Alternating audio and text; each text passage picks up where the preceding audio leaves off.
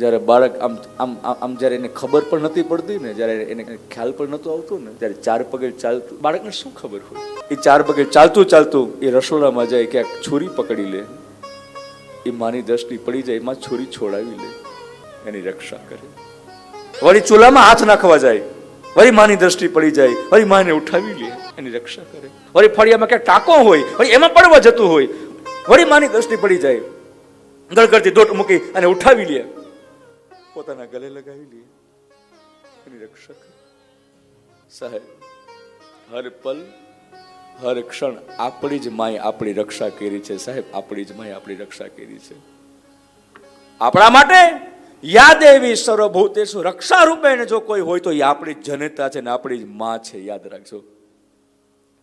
હું ઘણી વખત કહ્યા કરું છું કે આ જગતની કોઈ પણ માએ જો બેદરકારી રાખી હોત ને તો આ જગતના કોઈ પણ સંતાન ઉછરીને મોટા નો થયા હોત. સાહેબ, મોટા નો થયા હોત. આજે તમારા મારા જીવન ઉપર સૌથી વધારે જો કોઈનું ઋણ હોય તો એ આપણી માનું ઋણ છે. સાહેબ,